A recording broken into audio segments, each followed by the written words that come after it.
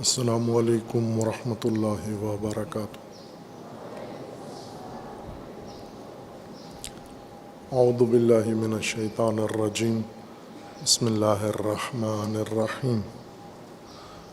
الحمد للہ والصلاة والسلام علی رسول اللہ وآلہ اہل اللہ، واللعنۃ الدائمۃ علی اعدائہم اعداء اللہ من یوم عداوتہم الی یوم لقاء اللہ۔ عباد اللہ اوصیکم ونفسی بتقوی اللہ، اتقوا اللہ فإن خیر الزاد التقوی۔ بندگان خدا، آپ سب کو اور اپنے نفس کو تقوی الہی کی وصیت کرتا ہوں، تقوی الہی کی نصیحت کرتا ہوں، تقوی الہی کی جانب دعوت دیتا ہوں و تاکید کرتا ہوں کہ اپنی زندگی تقوی کے مطابق بسر کریں، تقوی کے زیر سایہ زندگی گزاریں، تقوی کی بنیاد پر نظام زندگی قائم کریں۔ تقوی حفاظتی تدبیر ہے حیات انسانی کے تحفظ کے لیے، اور یہ تدبیر اللہ تعالیٰ نے زندگی کے ہر شعبے کے لیے اور ہر پہلو کے لیے مقرر فرمائی ہے۔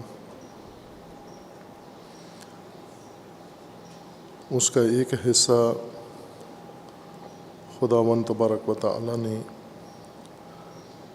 عبادات اور بندگی الہی کے مقام پر تقوی کا ذکر فرمایا ہے اور حکم دیا ہے بندگان خدا کو کہ آپ میدان عبادت میں تقوی عبادی اختیار کریں اور ضائع نہ کریں اپنی عبادت کو اور اپنے آپ کو، اور ان مقاصد کو جو عبادتوں کے ذریعے مد نظر رکھے گئے ہیں، تاکہ انسانوں کو وہ مقاصد اور اغراض فراہم ہوں۔ سورہ مبارکہ بقرہ آیا 196 میں حج کے احکام کے ضمن میں تکرار ہوا ہے حکم تقوی۔ اللہ تعالیٰ کا فرمان ہے وَأَتِمُّوا الْحَجَّ وَالْعُمْرَةَ لِلَّهِ فَإِنْ أُحْصِرْتُمْ فَمَا اسْتَيْسَرَ مِنَ الْهَدْيِ وَلَا تَحْلِقُوا رُؤُوسَكُمْ حَتَّى يَبْلُغَ الْهَدْيُ مَحِلَّهُ فَمَنْ كَانَ مِنْكُمْ مَرِيضًا أَوْ بِهِ أَذًى مِنْ رَأْسِهِ فَفِدْيَةٌ من صیام او صدقۃ او نسک فَإِذَا آمِنْتُمْ فَمَنْ تَمَتَّعَ بِالْعُمْرَةِ إِلَى الْحَجِّ فَمَا اسْتَيْسَرَ مِنَ الْهَدْيِ فَمَنْ لَمْ يَجِدْ فَصِيَامُ ثَلَاثَةِ أَيَّامٍ فِي الْحَجِّ وَسَبْعَةٍ إِذَا رَجَعْتُمْ تِلْكَ عَشَرَةٌ كَامِلَةٌ ذَلِكَ لِمَنْ لَمْ يَكُنْ أَهْلُهُ حَاضِرِي الْمَسْجِدِ الْحَرَامِ وَاتَّقُوا اللَّهَ وَاعْلَمُوا أَنَّ اللَّهَ شَدِيدُ الْعِقَابِ۔ ایک حکم تفصیل کے ساتھ حج کے لیے خداوند تبارک و تعالیٰ نے بیان فرمایا ہے، اور اسی حکم کے انتہا پر اس آیا کے حکم دیا گیا ہے کہ آپ تقوی اختیار کرو، واتقوا اللہ واعلموا ان اللہ شدید العقاب۔ حج جامع عبادت ہے اور اس کی ترکیب باقی عبادتوں سے مختلف ہے، اور اس کی وجہ وہ غرض و غایت و مقصد ہے جو حج سے حاصل کرنا ہے۔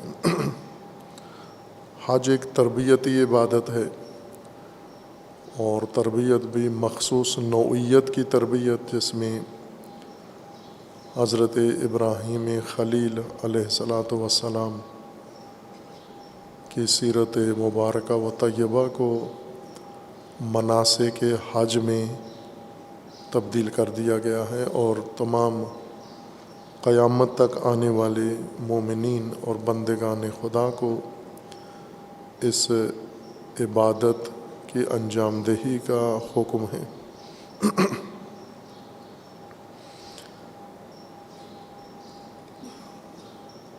ان احکام میں سے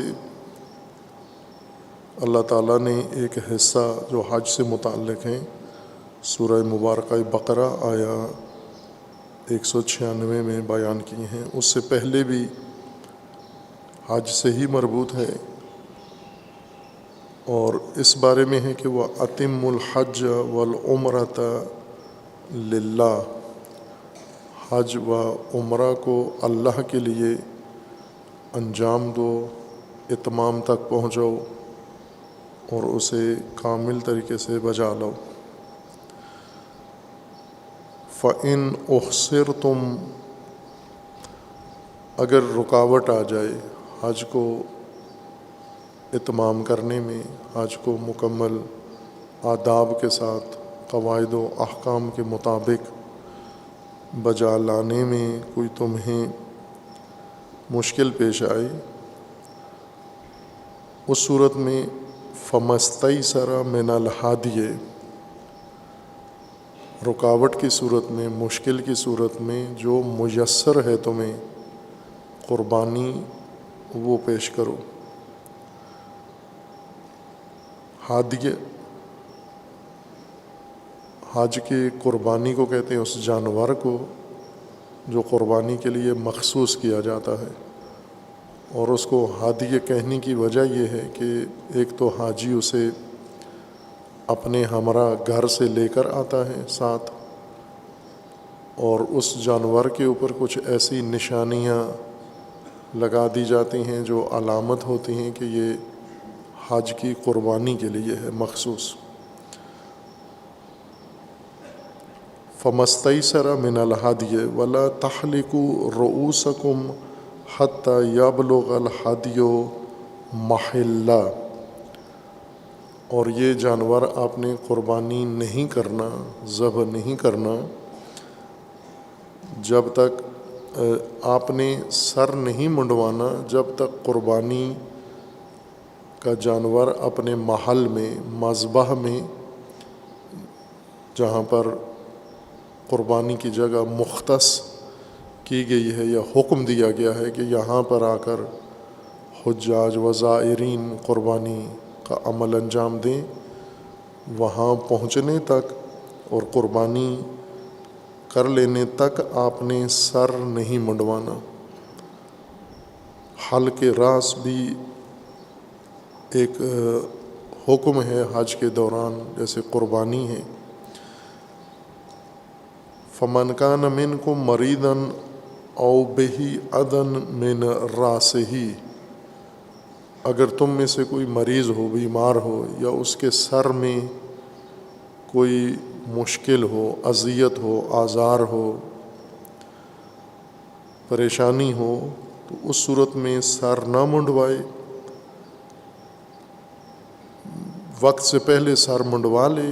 اگر اس کے سر میں کوئی تکلیف ہے، سر منڈوانا ہے قربانی کے بعد، لیکن اگر سر میں تکلیف ہے یا کوئی اور مشکل ہے، مریض ہو تم، تو اس صورت میں قربانی سے پہلے سر منڈوا سکتے ہو، حلق راس کر سکتے ہو، لیکن اس کے بدلے میں فَفِدْيَةٌ مِّن صِيَامٍ أَوْ صَدَقَةٍ أَوْ نُسُكٍ، اس کے بدلے میں تمہیں فدیہ دینا ہوگا، یا روزے رکھنے ہوں گے، یا پھر تمہیں نسک انجام دینے ہیں۔ فَإِذَا آمِنْتُمْ فَمَنْ تَمَتَّعَ بِالْعُمْرَةِ إِلَى الْحَجِّ، اور جب تم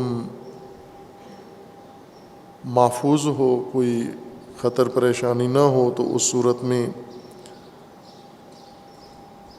تم حج عمرہ کو تمام کر کے انجام دے کر حج میں داخل ہو جاؤ، یا جب عمرہ کے بعد حج کی طرف آؤ، فمستیسر من الہدی، جو مقدور قربانی ہے وہ تم اللہ کی راہ میں پیش کرو گے۔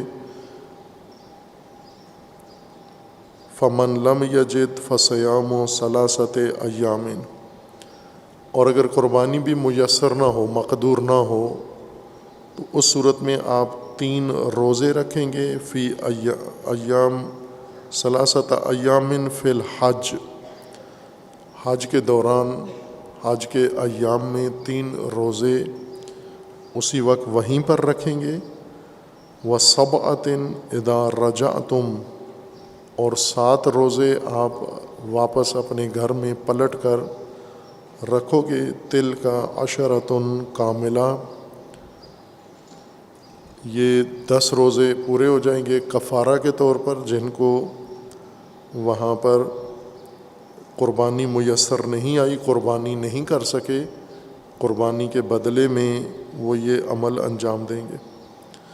ذَلِكَ لِمَن لَّمْ يَكُنْ أَهْلُهُ حاضری المسجد الحرام، یہ ان لوگوں کے لیے حکم ہے حج کا، وہ اس طرح سے حج انجام دیں گے جو مسجد الحرام اور حرم میں مقیم نہیں ہیں، مکہ میں مقیم نہیں ہیں، باہر سے آئے ہیں، مکہ کی حدود سے باہر سے حج کرنے آئے ہیں، یہ ان کے لیے حکم ہے۔ مکہ میں جو لوگ مقیم ہیں ان کے لیے اور احکام ہیں، اس سے مختصر ہے، سہولت ہے ان کے لیے، لیکن جو مکہ سے باہر سے آئے ہیں ان کے لیے ترتیب حج جو اس آیہ کریمہ میں بیان کی گئی ہے۔ اور پھر اس کے بعد فرمایا ہے وَاتَّقُوا اللَّهَ وَاعْلَمُوا أَنَّ اللَّهَ شَدِيدُ الْعِقَابِ، خوب یہ حج بجا لانا ہے، لیکن اس پورے عمل میں آپ نے تقوی اختیار کرنا ہے، تقوی الہی اختیار کرنا ہے، اور اپنے آپ کو، اپنے حج کو، اور ہر وہ چیز جس کا تحفظ حج کے دوران لازم ہے اسے آپ نے محفوظ رکھنا ہے۔ کہ عموماً ہم جب احکام میں نگاہ کرتے ہیں تو قرآن کریم نے اسی طرح سے تمام احکام کی ترکیب بنائی ہے۔ حکم ہے شرعی، حکم کا مقصد ہے، اور اس حکم کے ساتھ اس کے آداب ہیں۔ بعض اوقات انسان مومن یہ حکم بجا لاتا ہے، لیکن اس حکم کو باقی ان خصوصیات سے کاٹ کے، علیحدہ کر کے، بے تاثیر و بے اثر کر کے یہ حکم انجام دیتا ہے۔ ہم روزمرہ عبادت، یومیہ عبادت، نماز کو ہی دیکھ لیں، تقوی ملحوظ نہیں ہوتا، جبکہ جس طرح روزے کا مقصد ہی تقوی ہے، لعلکم تتقون، حج کے اثناء میں حکم ہے تقوی، اسی طرح نماز کے لیے بھی حکم ہے تقوی، کہ آپ نے ان عبادات کے اندر تقوی ملحوظ رکھنا ہے۔ تقوی ملحوظ کیوں نہیں ہوتا؟ ایک تو ابہام کی وجہ سے، کہ تقوی کا معنی واضح طور پر مسلمین مومنین کے ذہنوں میں موجود نہیں ہے، ایک مبہم سی تصویر ہے۔ تقوی پرہیز کرنا، تقوی اللہ سے ڈرنا، اور اس کی کوئی عملی زمینی جزئی صورت ذہنوں میں نہیں ہوتی کہ تقوی کے نام پر کرنا کیا ہے۔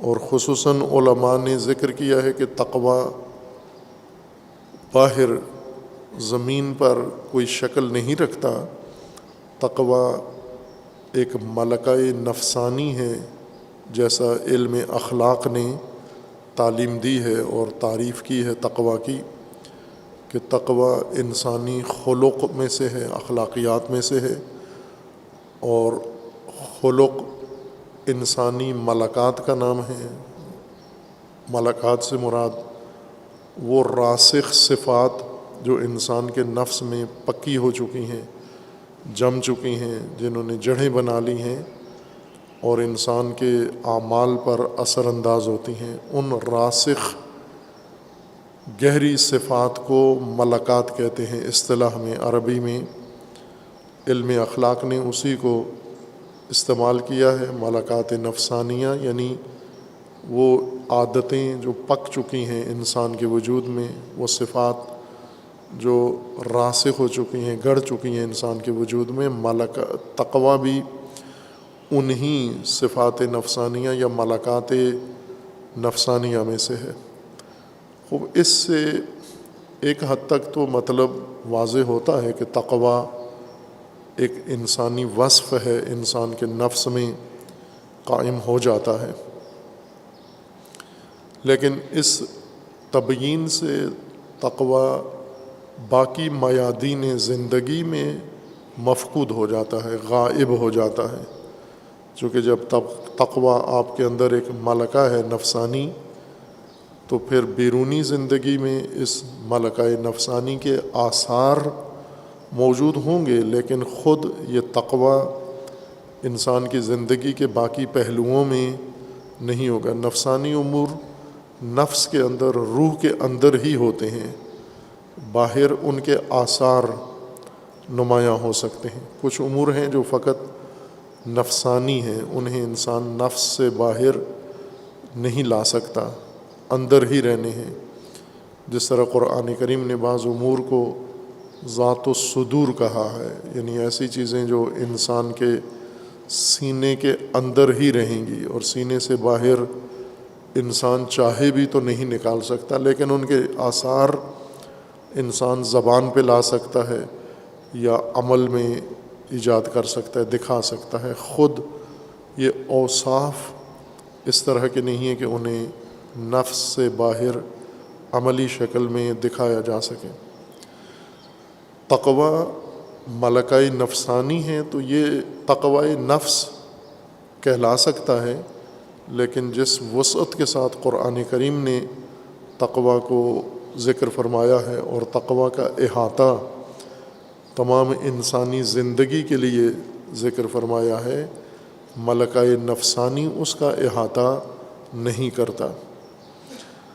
لیکن اگر تقویٰ کو ہم قرآنی معنی میں لیں، تقویٰ پرہیز کا ملکہ نہ کہیں، تقویٰ ڈرنے کا ملکہ نفس میں نہ کہیں، بلکہ تقویٰ حفاظت ہے اور حفاظتی تدبیر ہے جو نفس کے اندر بھی جاری کرنی ہے اور نفسانی امور سے باہر بھی انسان نے اس کو اجرا کرنا ہے، یعنی اس کی ایک تصویر ذہنی و نفسانی ہو جائے گی ان امور کے متعلق جو انسان کے وجود کے اندر ہیں، اور تقویٰ وصف ہے ان امور کا بھی جو انسان کے وجود سے باہر ہیں۔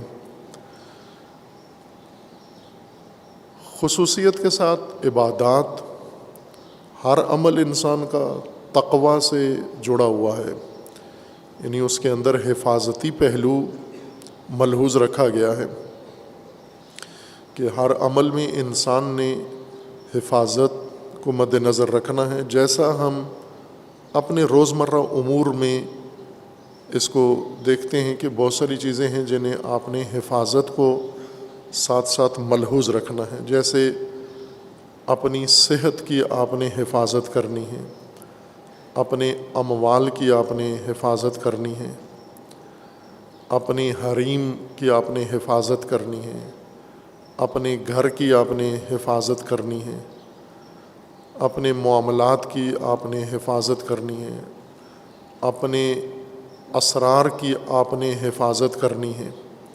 اب یہ ساری چیزیں حفاظت پر موقوف ہیں، اور ہم باقاعدہ دیکھتے ہیں کہ جو لوگ شعوری طور پر، آگاہانہ طور پر، عالمانہ طور پر اور پیشہ ورانہ ذمہ دارانہ طور پر کوئی کام بجا لاتے ہیں تو وہ متعلقہ کام کی حفاظت کو پہلے یقینی بناتے ہیں اور پھر متعلقہ کام انجام دیتے ہیں۔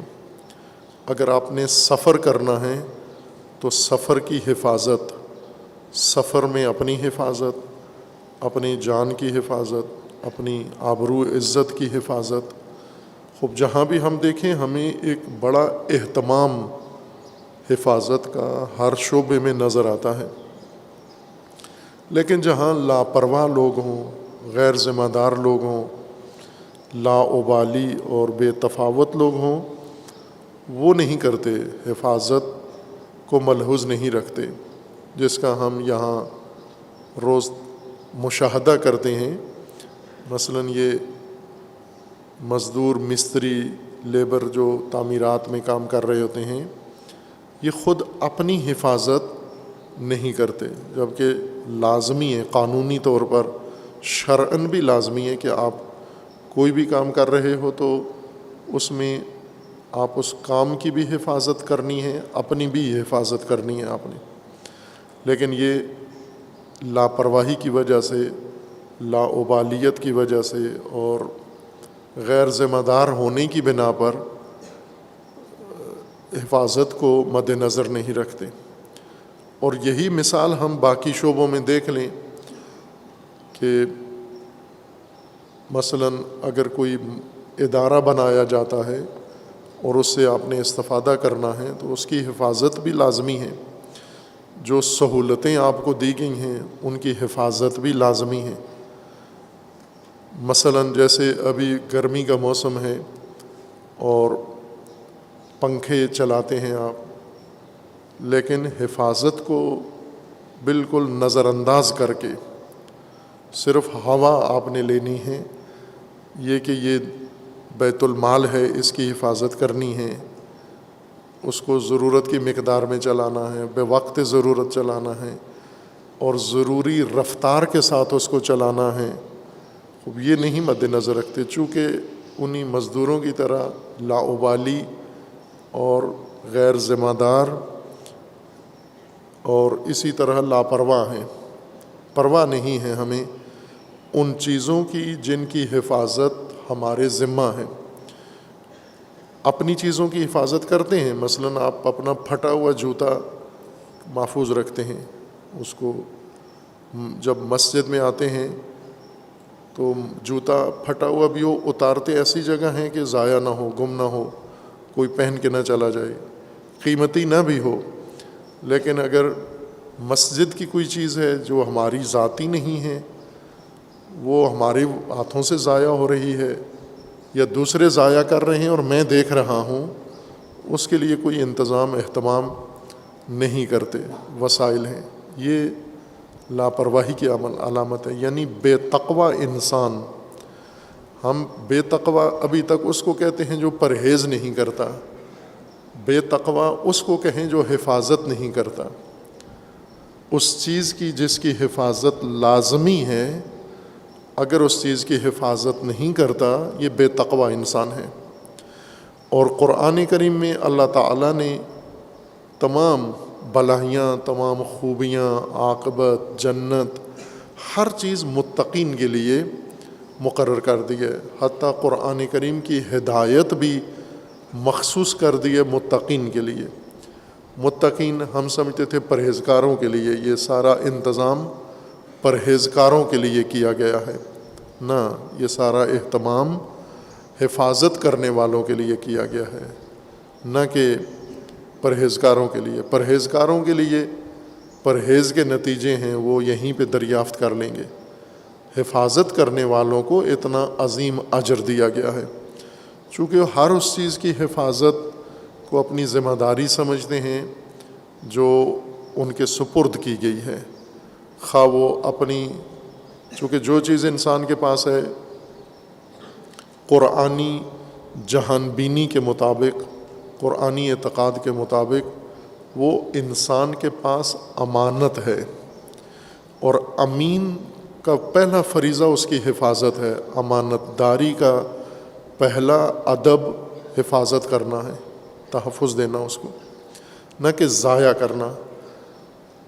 خیانت یہ ہے کہ آپ امانت کو فقط استعمال کریں، اس کی حفاظت نہ کریں. استعمال کے ذریعے ضائع کر دیں، لاپرواہی کی وجہ سے ضائع کر دیں، غیر ذمہ دار ہونے کی وجہ سے ضائع کر دیں، یہ سب خیانت کے زمرے میں آتا ہے۔ حفاظت کرنا ان امور کی جن کی حفاظت کا اللہ نے ہمیں حکم دیا ہے، یہ تقویٰ ہے، اور ان متقین کے لیے اللہ تعالیٰ نے یہ سارا اہتمام دنیا میں اور آخرت میں کیا ہے۔ یہ حفاظت کا نظام اتنا وسیع ہے جتنا انسان کی زندگی کا دائرہ پھیلا ہوا ہے، اتنا ہی حفاظت کا دائرہ بھی پھیلا ہوا ہے۔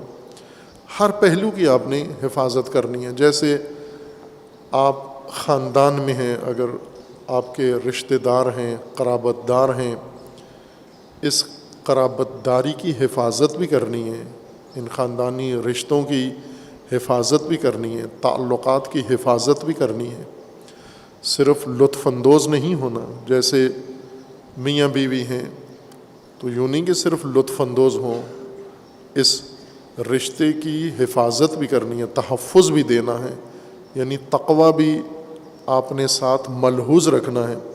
تقویٰ سے یہ رشتہ قائم رہے گا، اور پھر اس باقی اور قائم رشتے سے آپ لطف اندوز ہو سکتے ہیں۔ اسی طرح ہر چیز جس کے آپ امین بنائے گئے ہیں، امانت دار بنائے گئے ہیں، اس میں اس کے لیے تقویٰ بھی مقرر کیا گیا ہے۔ خوب یہ ایک عمومی قرآن کریم کا ضابطہ ہے کہ حفاظتی تدبیر ہر امر کے اندر مقرر کی گئی ہے۔ جیسا حفاظتی امور وہ ہر چیز کے لیے ہے۔ اگر عمارتیں ہیں آپ کے پاس، ان کی حفاظت کریں، امانتیں ہیں آپ کے پاس، ان کی حفاظت کریں، حقوق ہیں ان کی حفاظت کریں، جان و مال ہے ان کی حفاظت کریں، جو چیز امانت ہے اس کی حفاظت کریں آپ۔ بے تقویت نظر آتی ہے جب انسان اندھا ہو کر، جس طرح قرآن نے سب سے برا انسان جو اللہ کو سب سے برا لگتا ہے، سمن بکمن عمیون، جس کی آنکھوں کے سامنے امور ضائع ہوتے رہیں، وہ دیکھ رہا ہے ایسے جیسے نابینا ہیں، آنکھیں ہوتے ہوئے نابینا ہیں۔ جس کی آنکھیں نہیں ہیں وہ اللہ کو ناپسند نہیں ہے، چونکہ اس کا کوئی جرم نہیں ہے، اس کی آنکھیں ہی نہیں ہیں۔ لیکن جس کی آنکھیں ہیں لیکن وہ دیکھتا نہیں ہے، وہ اللہ کو بہت ناپسند ہے۔ بے تقوی انسانوں کو اللہ تعالیٰ نے بہت کچھ دیا ہے، لیکن انہوں نے اس کی حفاظت نہیں کی۔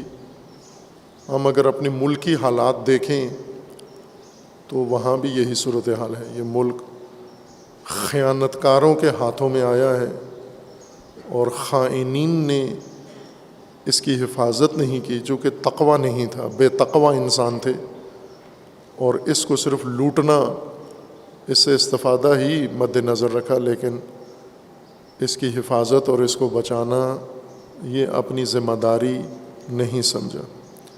اسی طرح دین ہے، مذہب ہے، تمام امور انسان کی زندگی سے ان کے لیے تقوی، حفاظت کا بھی اہتمام و تدبیر ہے۔ عبادات کے اندر خصوصیت کے ساتھ، جیسا حج کے موقع پر اللہ تعالیٰ نے حج کی تفصیل بیان کی ہے، اور ساتھ پھر یہ بھی فرمایا ہے کہ وَاتَّقُوا اللَّهَ وَاعْلَمُوا أَنَّ اللَّهَ شَدِيدُ الْعِقَابِ۔ آپ نے تقوی اختیار کرنا ہے، وقایہ اختیار کرنا ہے، اور یہ سارے امور میں ہر اس چیز کو آپ نے بچانا ہے، اس کو حفاظت کرنی ہے جس کی حفاظت کا آپ کو حکم ہے۔ خوب حج میں نہ صرف یہ کہ ظاہری احکام آپ نے محفوظ رکھنے ہیں، یہ ادب بجا لائیں۔ تمام عبادات کے لیے یہ حکم ہے۔ عبادات کے 3 مرتبے ہیں، 3 درجے ہیں عبادات کے۔ ایک عبادات کا ظاہری ڈھانچہ ہے، یہ جو توضیح المسائل میں لکھا ہوتا ہے، فقہ کی کتابوں میں عبادات کی ترکیب لکھی ہوتی ہے۔ جیسے نماز ہے، ہمیں ڈھانچہ ہی پڑھایا جاتا ہے فقہ کے اندر، فقہ کا کام ہی یہی ہے۔ اسی وجہ سے علماء اس کو فقہ اصغر کہتے ہیں، یہ سب سے چھوٹی فقہ ہے، چھوٹے احکام شناسی ہے۔ اس کے بعد فقہ اوسط ہے، اور اس کے بعد فقہ اکبر ہے، جس میں ہمیں عبادات کا ڈھانچہ صرف پڑھایا جاتا ہے کہ واجبات کتنے ہیں، ارکان نماز کے کتنے ہیں، اذکار کتنے ہیں، اور ان کے طریقہ کار کیا ہے، یہ ساری چیزیں، مستحبات کیا ہیں، یہ ڈھانچہ ہے عبادتوں کا، ظاہری شکل ہے۔ دوسرا، عبادات کا حصہ آداب ہیں، وہ امور جو عبادتوں کو مزین کرتے ہیں، مؤثر بناتے ہیں، عبادتوں کا درجہ بڑھا دیتے ہیں، یعنی اسی ڈھانچے کو مفید بنا دیتے ہیں۔ یہ ڈھانچہ اگر ان آداب کے ساتھ مزین ہو تو یہی ڈھانچہ بہت ہی پرکشش اور مفید ہو جاتا ہے انسان کے لیے۔ عبادات کا ایک یہ ظاہری جسم ہے، پیکر ہے، جو فقہ میں کھولا جاتا ہے، بیان کیا جاتا ہے، اور وہ تمام عبادت نہیں ہے، عبادت کا ڈھانچہ ہے فقط۔ ابھی عبادت کے اندر روح بھی ہے، اور عبادت کے آداب بھی ہیں، محاسن بھی ہیں، اوصاف بھی ہیں، فضائل بھی ہیں عبادت کے۔ جیسے انسان کا جسم ہے، پھر اس جسم کی تزئین ہے، لباس سے جسم کی زینت ہوتی ہے، بے لباس جسم انسان کا وہ معیوب ہو جاتا ہے، زینت ہے۔ پھر زینت کے لیے ہم اور زیادہ جسم کو سنوارتے ہیں، جسم سے زیادہ جسم کو سنوارنے کا اہتمام و انتظام کرتے ہیں، اور مختلف چیزوں سے، زیورات کے ذریعے جسم سنوارتے ہیں، لباس کے ذریعے جسم سنوارتے ہیں، خوشبوؤں کے ذریعے سے جسم سنوارتے ہیں، اور نظافت کے ذریعے جسم سنوارتے ہیں ہم۔ یہ تزئین ہے، زینت ہے جسم کی۔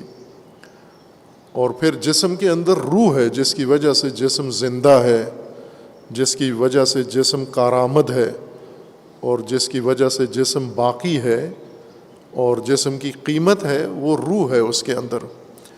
عبادات بھی اسی ترکیب کے ساتھ ہیں۔ عبادات کا ایک ظاہری ڈھانچہ ہے جو عرض کیا کہ فقہ میں بیان کیا گیا ہے۔ دوسرا حصہ عبادات وہ امور ہیں، آداب، جن کے ذریعے سے عبادات کی تزئین کی جاتی ہے، خوبصورت ہو جاتی ہیں عبادات اور مؤثر ہو جاتی ہیں۔ اور تیسری چیز عبادت کی روح ہے، جس کی وجہ سے عبادت زندہ ہوتی ہے، اور زندہ عبادت میں اجر ہے، زندہ عبادت کو انسان کو فائدہ دیتی ہے، اور عبادت کے نتیجہ اس زندہ عبادت سے حاصل ہوتا ہے۔ احکام ڈھانچہ ہیں، صرف ڈھانچہ کھول رہے ہیں کہ تشریح کر رہے ہیں کہ یہ جز ہے، یہ عبادت کا رکن ہے، یہ جز ہے، یہ شرط ہے۔ اور پھر اس کے بعد آداب ہیں، اور آداب کے ساتھ پھر اسرار ہیں عبادت کے، جو عبادت کے مقاصد اور عبادت کی حقیقی روح جس کے لیے عبادت مقرر کی گئی ہے، وہ انسان کے سامنے تبیین کرتے ہیں۔ اب ہم احکام دین پڑھنے میں ہی بے تقوی دین پڑھتے ہیں ہم، چونکہ اگر عبادتیں ہی کرنی ہیں اور عبادتوں کا نتیجہ لینا ہے، جیسے نماز جمعہ عبادت ہے، اور حج کے بعد بڑی عبادت، بلکہ بعض روایات میں ہے کہ چونکہ یہ ہفتگی ہے اور ہر جگہ ہر آدمی کو میسر ہے اور ہر آدمی کے لیے واجب ہے، حج مستطیع لوگوں کے لیے ہے اور سال میں ایک دفعہ ہے، تو اس کا مرتبہ حتیٰ حج سے بھی بالاتر نماز جمعہ کا ذکر کیا گیا ہے، جو شہید ثانی رحمۃ اللہ علیہ کی کتاب سے آپ کی خدمت میں بیان کیا ہے۔ وہ اتنی اہم عبادت، اتنی بنیادی عبادت، اس کے 3 حصے ہیں۔ ایک ظاہری ڈھانچہ ہے جو وہیں پر خراب کر دیا گیا ہے کہ واجب ہی نہیں ہے، چونکہ امام نہیں ہے، لہٰذا جن کے امام نہیں ہیں ان کا کچھ بھی نہیں ہے، جب امام ہی نہیں ہے تو دین بھی نہیں ہے، عبادت بھی نہیں ہے، کچھ بھی نہیں ہے۔ خمس ہے وہ چیز جو مشروط ہے امام کے ساتھ کہ وہ حتماً امام کی ہے۔ غیبت کے زمانے بھی اس کا نام ہی مال امام ہے۔ مال امام وہ چل رہا ہے، اور باقی جو چیزیں امام کے ساتھ مشروط و مخصوص نہیں ہیں وہ بند ہیں، انہیں ختم کر دو، جن میں سے جمعہ سر فہرست ہے۔ اب اگر امام کی غیر موجودگی میں کوئی چیز بند کرنی ہے تو پہلے خمس بند کرو، خمس لینا بند کرو، خمس نکالنا نہیں، چونکہ امام کا مال ہے۔ امام کا مال کیوں لیتے ہو آپ؟ امام کو لینے دو، آپ وہ لے لیتے ہو توجیہات نکال کے۔ تو پھر باقی پابندیاں بھی اس کا مطلب ہے کہ آپ کی طرف سے عائد کی گئی ہیں، وہ بھی امام کی غیر موجودگی میں اٹھا لینی چاہیے۔ جس طرح خمس سے پابندی اٹھا لی ہے، بنتی تھی لیکن نہیں آپ نے بنائی، تو وہ باقی بھی اٹھا لو پھر۔ نماز جمعہ، زندہ نماز جمعہ امت ساز ہے، زندہ نماز جمعہ دین کی ضمانت ہے، زندہ نماز جمعہ الہی حکومت کے قیام کی بنیاد ہے، زندہ نماز جمعہ نظام امامت کی برپائی کی ضمانت ہے، ذریعہ ہے، زندہ نماز جمعہ تمام احکام دین کے نفاذ کی ضمانت ہے، زندہ نماز جمعہ انسانوں کی تربیت، چونکہ ہر ہفتہ ان کو امامت کے نظام کے مطابق امامت، چونکہ نماز جمعہ وہ اسی لیے یہ غلط فہمی ہو گئی کہ اس میں امامت کا ذکر زیادہ ہے، تو وہ بزرگوں نے، یہ علماء نے سمجھا کہ امام سے مراد امام معصوم ہے۔ نماز جمعہ کے امام سے مراد نماز جماعت والا امام ہے، یعنی جو امامت، یہ وہ نماز ہے جو امامت کے ذریعے قائم کرنی ہے آپ نے۔ انفرادی طور پر امامت کے مقابلے میں انفرادیت ہے، امامت کے مقابلے میں باقی جمہوریت نہیں ہے، امامت کے مقابلے میں انفرادیت ہے۔ امامت نہیں ہے جہاں، وہاں انفرادیت ہے۔ پھر خوب یہ وہ عمل ہے جو انفرادی ہو ہی نہیں سکتا، باطل ہے انفرادی طور پر نماز جمعہ پڑھنا، حتماً جماعت کی صورت میں اور امامت کے ساتھ انجام دیا جائے۔ وہ ایک تمرین ہے امامت کی، اور وہ بھی زندہ نماز جمعہ۔ زندہ نماز جمعہ کے پھر آثار زندگی کے سامنے، مردہ نماز جمعہ جس میں ڈھانچہ، بے روح ڈھانچہ موجود ہے، آداب بھی نہیں ہیں، محاسن بھی نہیں ہیں، اس کی وہ تمام زینت جو قرآن نے مقرر کی ہے، اللہ تعالیٰ نے اور رسول اللہ نے اور اہل بیت علیہ السلام نے بیان فرمائی ہے، وہ بھی نظر انداز کر دی گئی ہے۔ آپ نماز جمعہ میں آنے کے لیے، یہ تو تشریح ہو چکی ہے آپ کے سامنے، کیا آداب ہیں۔ آپ شب جمعہ سے نماز جمعہ کی تیاری شروع کر دیں، شب جمعہ سے، پھر صبح اٹھ کر نماز جمعہ کی تیاری شروع کریں، پھر نماز جمعہ کے لیے آپ غسل کریں، لباس پہنیں، خوشبوئیں لگائیں، اور پھر ارادہ کریں، نیت کریں، کوئی اور کام اس وقت تک نہ کریں، نماز جمعہ کے وقت تک تجارت بند کر دیں۔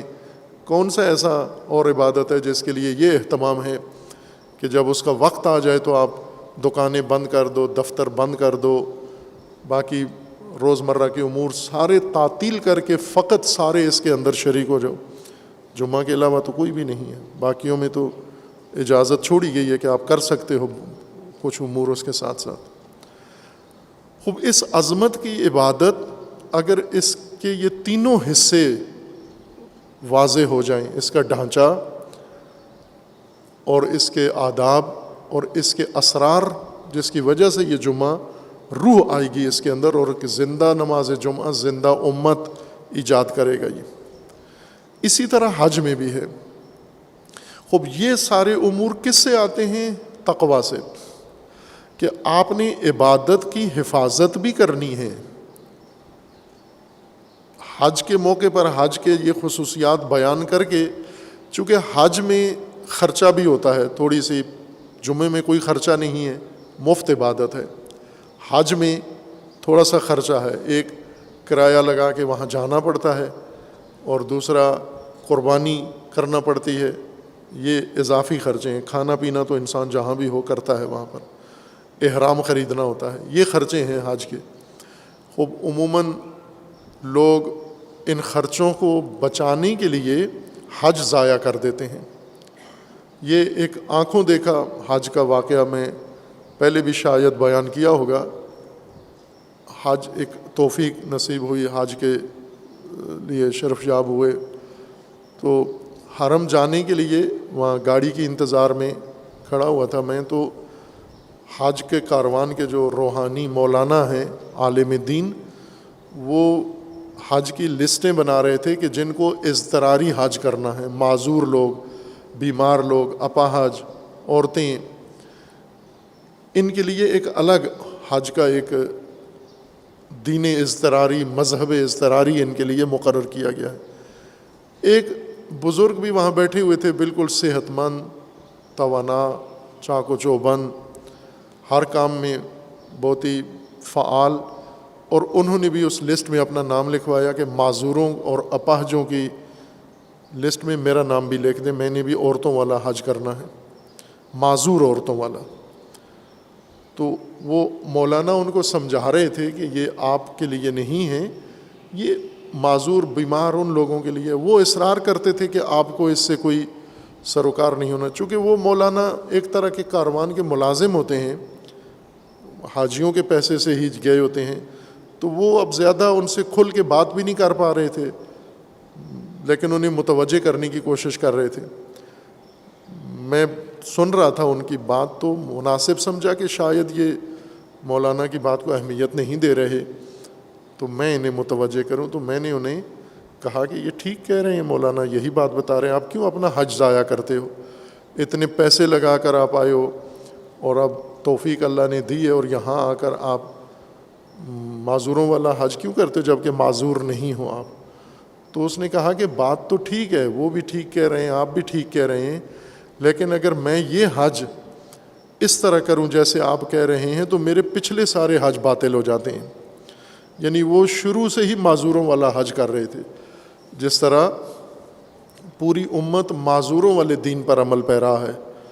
آپ سنتے ہیں نا کہ اضطراری طور پر، چونکہ شیعوں کے لیے غیبت امام اضطرار پیدا کر دیا ہے اس نے، صدیوں کا اضطرار چند منٹ کا ہوتا ہے، چند گھنٹے کا ہوتا ہے، چند دن کا ہوتا ہے. اس سے زیادہ جو چیز چلے وہ اضطرار کے زمرے میں نہیں ہوتی. اضطرار کا مطلب یہ ہے کہ عادی، طبیعی، نیچرل حالت سے کسی چیز کا ہٹ جانا. جیسے آپ کو بخار ہو گیا ہے تو کئی صدیاں تو نہیں رہتا یہ بخار، چند دن کے لیے ہوتا ہے، پھر اتر جاتا ہے. یا آپ کو کوئی تکلیف شروع ہوگی، یہ اضطرار ہے، ہمیشہ کے لیے تو نہیں ہوتا. صدیوں پر محیط کون سا اضطرار ہے تاکہ ہم اضطراری احکام پر عمل کریں. اختیاری احکام، اس لیے امام خمینی یہ فرماتے تھے کہ یہ جو ولایت فقیہ کا نظام ہے یہ اضطراری نظام نہیں ہے. وہ ٹھیک ہے نیابت امام میں فقیہ ولی ہے، لیکن ولایت جو نافذ کرے گا فقیہ، وہ اضطراری احکام نافذ نہیں کرے گا. اختیاری احکام، اولی احکام، نہ کہ احکام ثانویہ سے سارا دین چلنا ہے صدیوں تک. یہ بہت بڑی غلط فہمی ہے دین شناسی میں اور دین پڑھنے پڑھانے میں کہ ہم ثانوی احکام سے یہ سارے کام چلائیں گے. اصل دین ہی لاگو کرنا ہے آپ نے. اس اصل دین کے مطابق ہم حفاظت بھی کریں اس کی. حج پہ زیادہ ڈنڈی مارتے ہیں لوگ، پیسہ بچانے کے لیے، وقت بچانے کے لیے، تھکن سے بچنے کے لیے. حفاظت عبادت کی چھوڑ دیتے ہیں، عبادت کے نتیجے کی حفاظت چھوڑ دیتے ہیں. جیسے عرض کیا تھا کہ حج سے زیادہ واضح مثال ہر ایک کے لیے نماز جمعہ ہے، جس سے حج فقراء رسول اللہ نے قرار دیا ہے. اس میں غور کریں تو بھی حفاظت نہیں ہے، تقوی نہیں ہے. اگر نماز جمعہ قائم ہی نہیں ہے تو بے تقوی ہونے کی علامت ہے.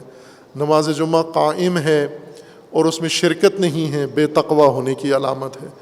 نماز جمعہ میں شرکت ہے لیکن روح نہیں ہے نماز جمعہ میں، بے تقوی ہونے کی علامت ہے. وہ بے خاصیت ہے. یہ حج میں اللہ تعالیٰ کا فرمان ہے کہ تقوی خیال رکھنا ہے. یہ نہ ہو کہ حج ظاہری ایک بدن میں روح نہ ہو تو اس کو لاش کہتے ہیں. اگر عبادتیں زندہ نہ ہوں تو لاشیں ہیں پھر وہ. تو تو قرآن کا یہ فرمانا ہے کہ لاش نہیں چاہیے حج کے نام پر اللہ کو، بے روح، بلکہ زندہ حج چاہیے۔ اس لیے حج کے احکام کے بعد فرمایا ہے کہ وَاتَّقُوا اللَّهَ، یہ حفاظت بھی آپ نے کرنی ہے، جس طرح سے حکم دیا گیا ہے اسی طرح سے آپ نے بجا لانا ہے۔ چونکہ جو غایات، اغراض، مقاصد حج کے مقرر کیے گئے ہیں وہ انہی آداب اور انہی احکام پر مکمل عمل پیرا ہونے سے وہ آثار حاصل ہوتے ہیں۔ فقط ایک چکر لگا کے آ جانا اور ہر چیز میں ڈنڈی مار کے آ جانا کرتے ہیں یہ حاجی، جو اللہ توفیق دی ہے ان کو جانتے ہیں، جو نہیں ہے جا کے دیکھ لیں گے۔ باقاعدہ ایسے ماہر علماء ہیں جو حج بائی پاس کراتے ہیں،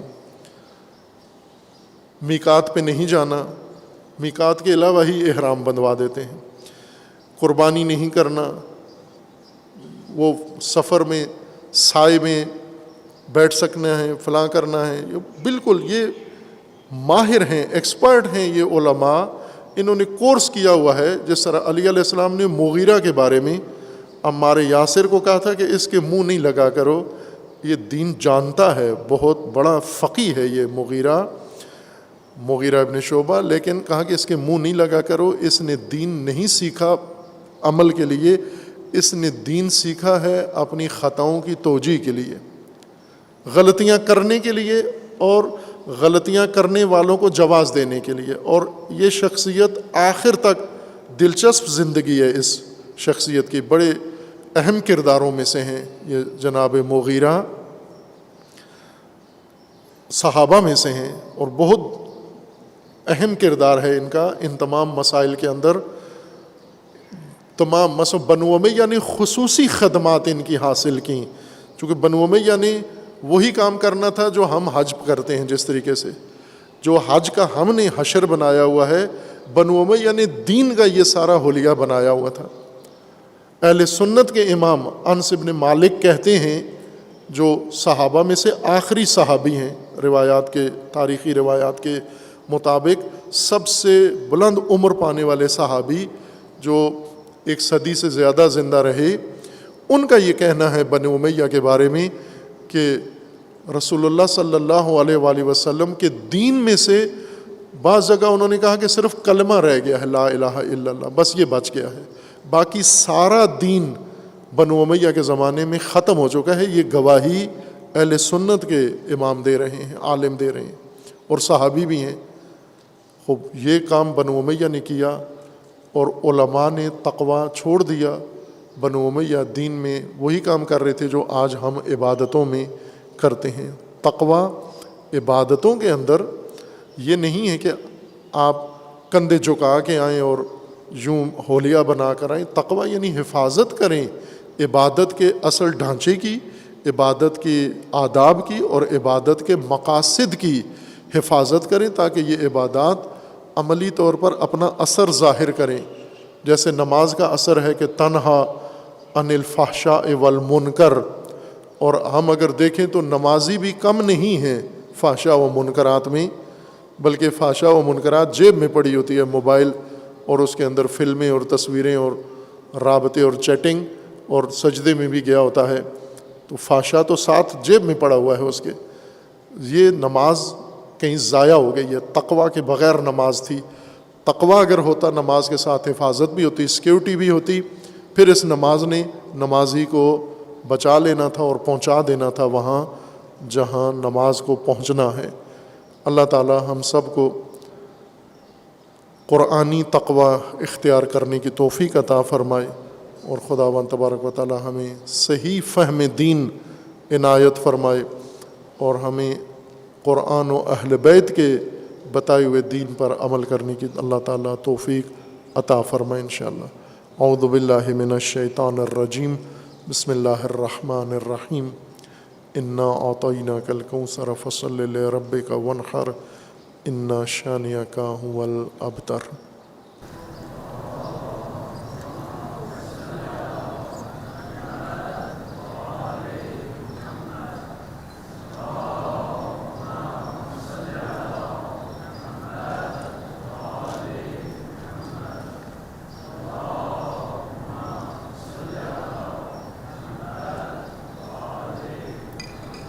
اعوذ باللہ من الشیطان الرجیم بسم اللہ الرحمن الرحیم الحمد للہ والصلاة والسلام علی رسول اللہ وآلہ آل اللہ سیما علی امیر المؤمنین علی ابن ابی طالب علیہ الصلاۃ والسلام فاطمۃ الزہرا سیدۃ النساء العالمین والحسن والحسین سیدی شباب اہل الجنہ وصبطی الرحمہ وعلی ابن الحسین ومحمد ابن علی وجعفر ابن محمد وموسیٰ ابن جعفر وعلی ابن موسیٰ ومحمد ابن علی وعلی ابن محمد والحسن ابن علی والحجۃ ابن الحسن القائم المنتظر المہدی حجج اللہ علی عباد و امناؤہ فی بلاد واللعن علی اعدائہم اجمعین من الآن الی قیام یوم الدین عباد اللہ اوصیکم ونفسی بتقوی اللہ اتقوا اللہ فإن خیر الزاد التقوی بندگان خدا آپ سب کو اور اپنے نفس کو تقوی الہی کی وصیت کرتا ہوں، تقوی الہی کی نصیحت کرتا ہوں، تقوی الہی کی دعوت دیتا ہوں و تاکید کرتا ہوں کہ اپنی زندگی تقوی کے مطابق بسر کریں، تقوی کے زیر سایہ زندگی گزاریں اور تقوی کی بنیاد پر نظام زندگی قائم کریں۔ عملی تقوی اور حقیقی تقوی اگر کسی نے مشاہدہ کرنا ہے آنکھوں سے، اس کے لیے امیر المومنین علیہ الصلاۃ والسلام کی سیرت ہے اور آپ کے کلمات و خطبات ہیں۔ حکمت 104 میں نوف بقالی امیر المومنین سے یہ روایت نقل فرماتے ہیں کہ ایک شب امیر المومنین نیند سے اٹھے، بستر سے ستاروں میں نگاہ دوڑائی اور مجھے یعنی نوف کو خطاب کیا کہ آپ جاگ رہے ہو یا سو رہے ہو۔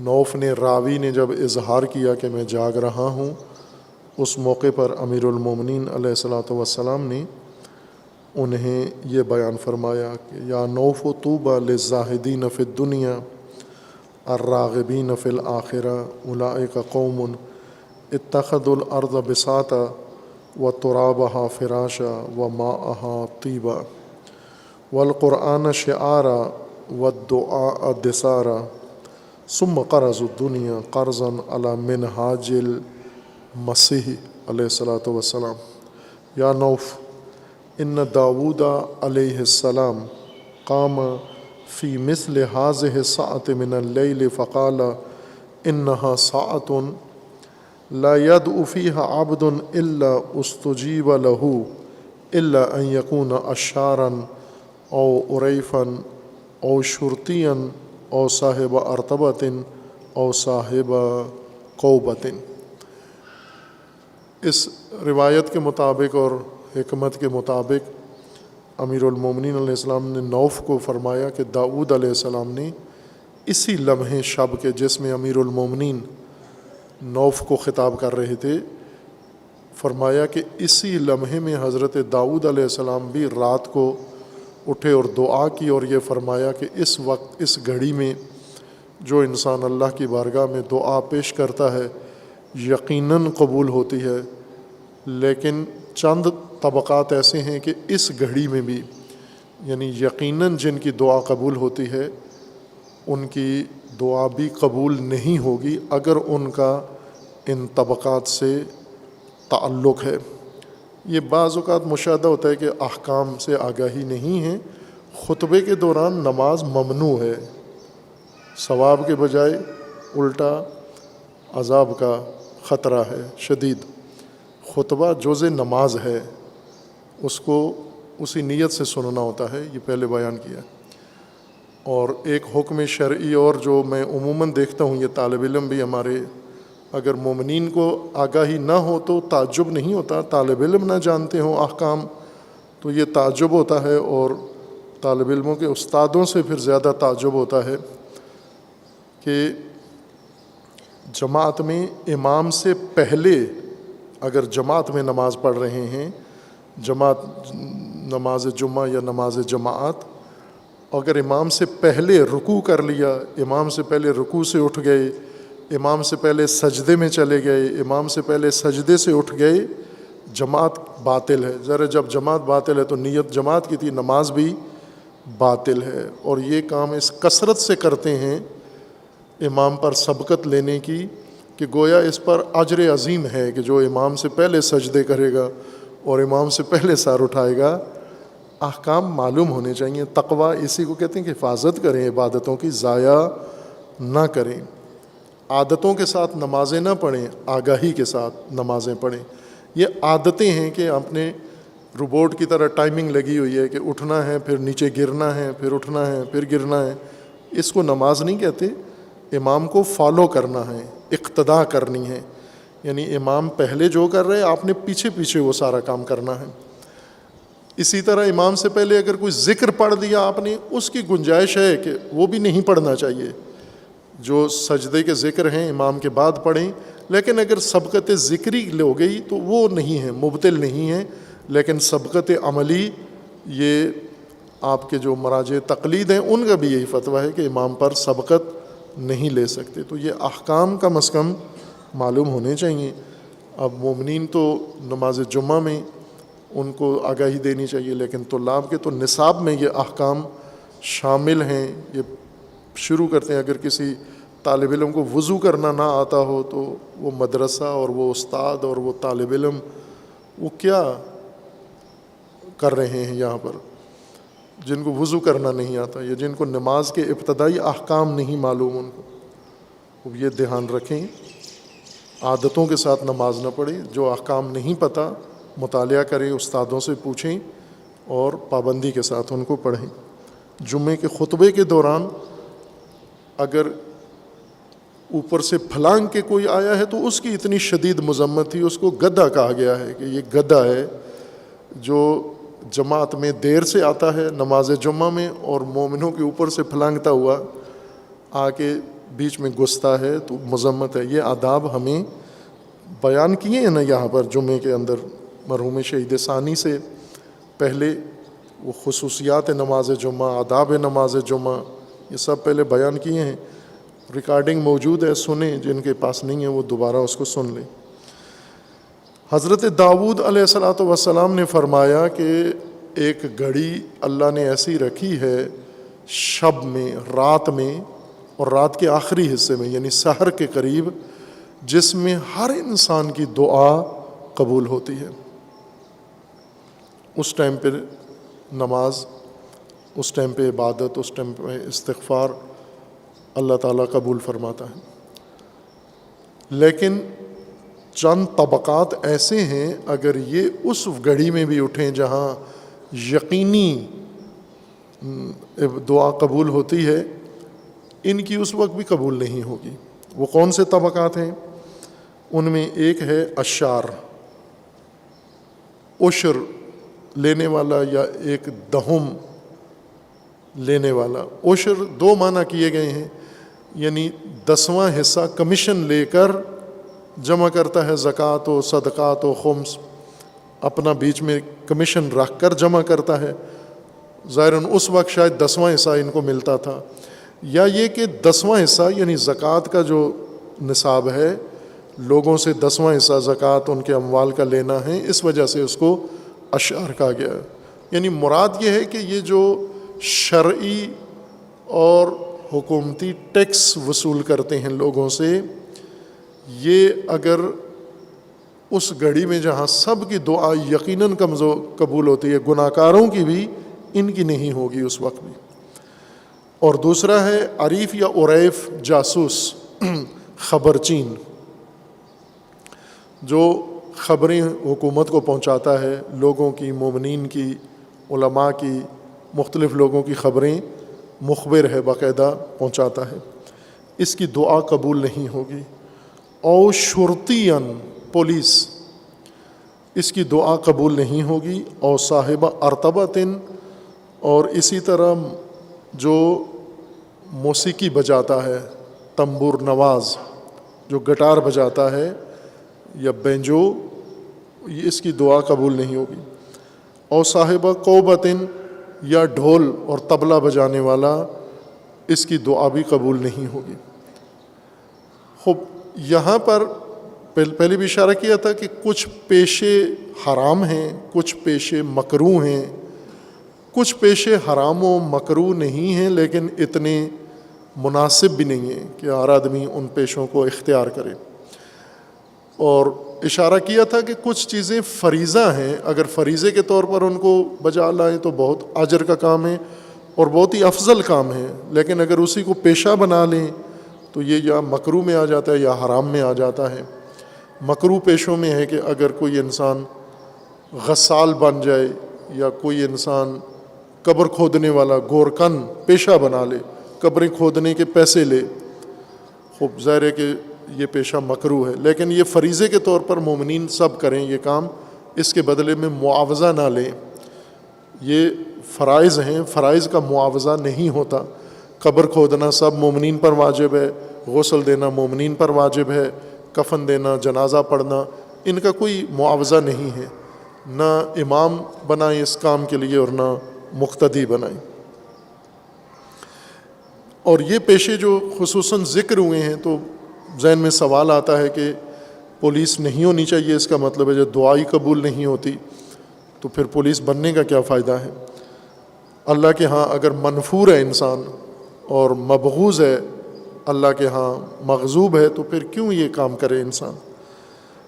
یا ٹیکس جمع کرنے والا، اگر ہم اس پیراگراف میں غور کریں تو اس میں اللہ تعالیٰ کا یہ فرمان ہے کہ وہ پیشے جو پیشے استعمال ہوتے ہیں دو کاموں کے لیے، ایک لوگوں کی آزار و اذیت کے لیے، جن کے ذریعے سے لوگوں کو تکلیف پہنچائی جاتی ہے۔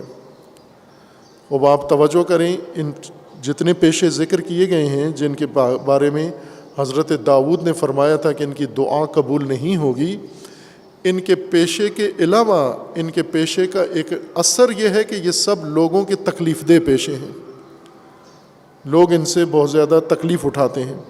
مثلا یہ جو ٹیکس جمع کرتے ہیں، ان کے ہاتھوں سے لوگ بہت شدید تکلیف میں ہوتے ہیں، اس لیے کہ ان کا اپنا کمیشن ہوتا ہے بیچ میں، اور چوری بھی کر لیتے ہیں۔ یعنی ایک تو ٹیکس حکومت کو دینا چاہیے، نہیں دیتے، خود لے لیتے ہیں، ٹیکس دینے والے کے ساتھ کوئی ساز باز کر لیتے ہیں، یا اپنا حصہ لے کے باقی معاف کر دیتے ہیں اس کو۔ یہ سارے کام ٹیکس لینے والے، خمس جمع کرنے والے، زکوٰۃ جمع کرنے والے کرتے ہیں۔ ایک بات جو پہلے حدیث امیر المومنین علیہ الصلوۃ والسلام کی بیان کی ہوئی تھی آپ مومنین کے سامنے، امیر المومنین علیہ السلام کا فرمانا ہے کہ ہر مومن کو دو موقعوں پر مرد یا مومن اپنے آپ کو نہ آزمائے اور اپنے آپ کو خطرے میں نہ ڈالے، ایک عورت کے ساتھ، نامحرم کے ساتھ، اور ایک مال۔ یہاں آزمائش مت کرو اپنی، جتنے بھی آپ پارسا ہو، متقی ہو اور بڑے ولی ہو، ان دو موقعوں پہ پھسل جاؤ گے، یہ دونوں پھسلن ہیں۔ اور اپنے طور پر انسان اگر دیکھے مشاہدات و تجربات تو زیادہ تر متدینین انہی دو موقعوں پر پھسل جاتے ہیں کہ جہاں پر آپ کو موقع ملے نامحرم کے ساتھ رابطے کا کسی بھی دلیل سے، تو سمجھو یہ پھسلن ہے، یہ تباہی کا عمل شروع ہو گیا ہے۔ اور دوسرا، جب آپ کو کوئی مال ایسا امانت داری کے طور پر یا مال کی حفاظت یا مال کی ذمہ داری دی جائے تو بھی سمجھو کہ یہ پھسلن ہے، یہاں پھسل جاؤ گے آپ۔ ان میں سے ایک یہ مالی ذمہ داریاں ہیں، ٹیکس اکٹھا کرنا، خمس اکٹھا کرنا، زکوٰۃ جمع کرنا، کمیشن کے اوپر کام کرنا۔ ظاہر ہے اس کے اندر یقیناً انسان ضرر اٹھاتا ہے، خود بھی حرام خور بن جاتا ہے، اور دوسرا لوگوں کو تکلیف دیتا ہے۔ لوگوں کو شدید مالی نقصان پہنچاتے ہیں یہ۔ اسی طرح جاسوس، خوب ظاہر ہے حکومت کے لیے، حاکم شرعی کے لیے، حاکم اسلامی کے لیے ضروری ہے کہ وہ آگاہ رہے اور اس نے انتظام کیا ہوتا ہے، لیکن مخبر حاکم کے پاس اپنی عزت بڑھانے کے لیے، اپنا مقام بڑھانے کے لیے، اپنا معاوضہ بڑھانے کے لیے غلط رپورٹنگ کرتے ہیں، مومنین ان کے ہاتھوں سے تنگ ہوتے ہیں اور شدید نقصان اٹھاتے ہیں ان جاسوسوں کے ذریعے سے، جو کسی کے ہاں کسی کی خوشنودی کے لیے دوسرے کے بارے میں غلط اطلاعات پہنچاتے ہیں۔ خوب ظاہر ہے جس کے ہاتھوں سے عوام اذیت میں ہوں، اللہ اس کی دعا قبول نہیں کرے گا۔ اسی طرح شرطی، خوب شرطی پولیس، آج پولیس کا جو عنوان ہے وہ لوگوں کے جان و مال کی حفاظت ہے، قانون کی حفاظت ہے، لیکن یہ آج پولیس کو یہ رنگ دیا گیا ہے۔ پولیس نے ہر چند یہ رنگ اپنایا نہیں ہے، نہ قانون کی حفاظت کرتے ہیں نہ لوگوں کے جان و مال کی، اور وہی اپنی اصل روح پر باقی ہے ہر ملک کی پولیس۔ یہ عنوان ان کا آج بدل دیا گیا ہے، لیکن جو پولیس شرطی، پولیس کا مطلب ہوتا تھا کہ لوگوں کو دباؤ میں رکھ کر لوگوں کو اطاعت حاکم پر مجبور کرنے والا مسلح گروہ، جو ڈنڈے کے ذریعے سے لوگوں کو اطاعت حاکم پر مجبور کرتا تھا، وہی پولیس آج بھی کر رہی ہے، وہی کام کر رہی ہے، حکومت کے ایما پر مخالفین کو زد و کوب کرنا اور ان کے لیے سکینڈل بنانا اور ان کے لیے کیس بنانا، یہی کام ہے۔ مقصد یہ ہے کہ پولیس ایک ایسا محکمہ ہے جس میں لوگوں کو تکلیف پہنچانے کا زیادہ امکان ہے، بلکہ یقینی ہے کہ لوگوں کو تکلیف، چونکہ حاکم نے پولیس آپ کو بنایا ہے، کیوں رکھا ہے؟ تاکہ آپ لوگوں کو سرکوب کریں، لوگوں کو مار پیٹ کریں، تاکہ حاکم کی اطاعت کریں۔ حاکم کے مفادات پورے کرنے کے لیے پولیس ہے۔ آج پولیس لوگوں کے جان و مال کی حفاظت کے لیے ٹائٹل یہ لگایا گیا، لیکن کرتی نہیں ہے۔ کہاں ہے، کس دور میں پاکستان پولیس نے لوگوں کے جان و مال کی حفاظت کے لیے؟ ابھی یہ پچھلے دنوں ادھر ہی ہمارے جامعہ کے ایک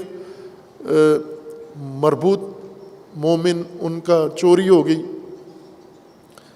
تو وہ چوروں کو کیمرے میں دیکھ لیا گیا اور اس کے مطابق پھر پیگیری کی، تو وہ اندر سے پولیس نکلی، اور وہ بھی خصوصی پولیس، ڈولفن پولیس۔ یہ رات کو آیا، آ کے مومن کو چوری کر کے لے گئے۔ خوب یہ تو وہ واقعہ ہے جو ہم نے سنا ہوا نہیں ہے، جو پیش آیا ہے، خود ہمارے اپنے ایک عزیز کے ساتھ پیش آیا۔ وہ پولیس یہی کام کرتی ہے، جتنے جرائم ہیں سب پولیس، چونکہ ان کو ایک قانون کا اختیار ہے، اتھارٹی ہے، اس کے ذریعے سے یہ کام کرتے ہیں۔ اگر کوئی بھی آپ کا پیشہ ہے جس سے آپ لوگوں کو تکلیف پہنچا رہے ہیں، موسیقار میں ایک الگ بات ہے، موسیقی جائز ہے یا ناجائز ہے، اس روایت میں وہ پہلو مد نظر نہیں ہے۔ اس میں یہ ہے کہ موسیقار عموماً لوگوں کو تکلیف پہنچاتے ہیں۔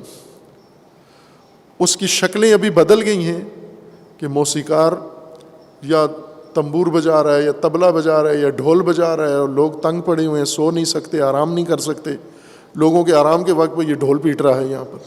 یعنی لوگوں کی اذیت الناس، لوگوں کو پریشان کرنا اصل جرم یہ ہے ان 4-5 پیشوں کے اندر۔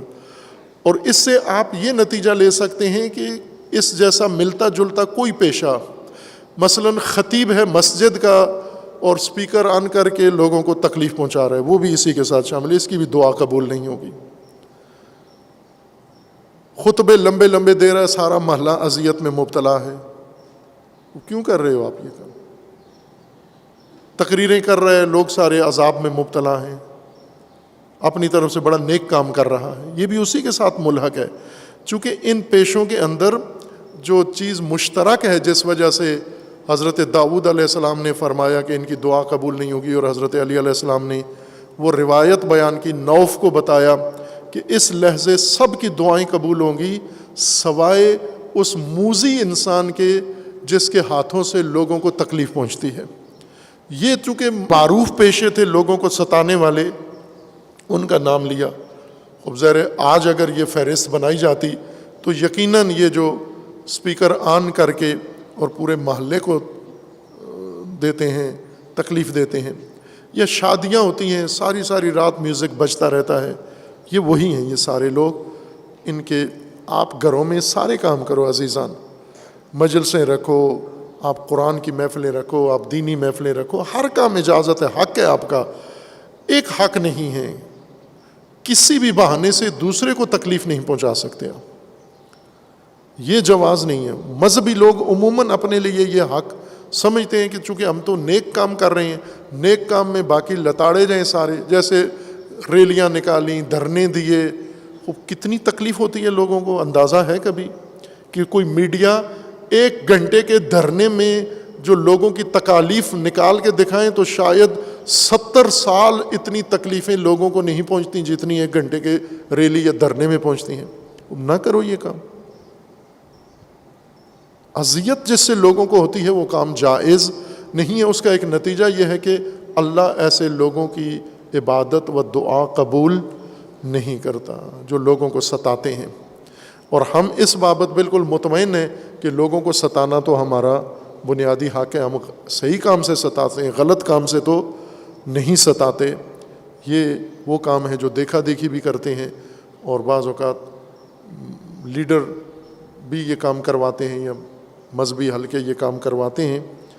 اس وجہ سے امیر المومنین علیہ السلام نے یہ تعلیم دی۔ خوب یہ تقویٰ کی حکمت ہے کہ ہم اگر سن لیا یہ حکمت امیر المومنین سے، اور اس بارے میں صراحت بھی ہے، بعض اور روایات ہیں رسول اللہ کی کہ مسلمان وہ ہے جس کے ہاتھ اور زبان سے دوسرے مسلمان محفوظ رہیں، اس طرح کی فراوان روایات اہل البیت علیہ السلام سے بھی ہیں۔ تو پھر یہ دین امیر المومنین سے سیکھ لیں آج جمعے کے دن کہ وہ کوئی کام دین یا غیر دین کے نام پر نہیں کرنا جس سے لوگوں کو ہمارے ہاتھوں سے تکلیف ہوتی ہے۔ ٹریفک میں گاڑی چلاتے ہو لوگوں کو تکلیف ہوتی ہے، کوئی اور ایسا کام کرتے ہو جس سے لوگوں کو تکلیف ہوتی ہے، جرم ہے، یہ عذاب ہے اس کے اوپر۔ اور سب سے پہلی بات یہ کہ اللہ کی نگاہوں میں گر جاتے ہو، اتنے گر جاتے ہو کہ اللہ دعا ہی قبول نہیں کرتا کسی کی، سنتا ہی نہیں ہے کسی کی۔ وہ جو سمیع الدعا ہے، ہر ایک کی سنتا ہے، ہر گناہ کار، معصیت کار و مجرم کی سنتا ہے۔ اس موذی انسان کی جو اذیت دیتا ہے لوگوں کو، اس کی دعا اللہ نہیں سنتا۔ اللہ تعالی ہمیں ہر شر و بلیہ سے محفوظ فرمائے انشاءاللہ۔ خداوند تبارک و تعالیٰ کی بارگاہ میں دعا ہے کہ ہمیں دین قرآن، دین اہل بیت کو حقیقی معنوں میں سمجھنے کی توفیق عطا فرمائے انشاءاللہ، اور جو مومنین اس دنیا سے رحلت کر گئے ہیں خداوند تبارک و تعالیٰ ان کی مغفرت فرمائے۔ یہ کچھ بیماروں کے لیے التماس دعا کی گئی ہے، حق تعالیٰ کی بارگاہ میں دعا گو ہیں اس لحظہ قبول یہ دعا میں پروردگارہ جملہ مرضى اسلام سمیت ان مد نظر مریضوں کو شفاء کاملہ و عاجلہ نصیب فرما، جو اس دنیا سے رحلت کر گئے انہیں جوار رحمت میں مقام نصیب فرما۔ پروردگارہ ان جوانوں کو شر و فساد سے محفوظ فرما، مملکت پاکستان کی حفاظت فرما، اس ملک کو خائنین سے، شرور سے، شر پسندوں سے نجات عطا فرما۔ خداوند بحق محمد و آل محمد اپنے ولی حق ولی اللہ العظم اجل اللہ تعالی فرج و شریف کا جلد از جلد ظہور فرما، ہمیں حضرت کے اعوان و انصار میں سے ہونے کی توفیق عنایت فرما۔ اعوذ باللہ من الشیطان الرجیم، بسم اللہ الرحمن الرحیم، قل هو اللہ احد اللہ الصمد لم یلد ولم یولد ولم یکن لہ کفوا احد۔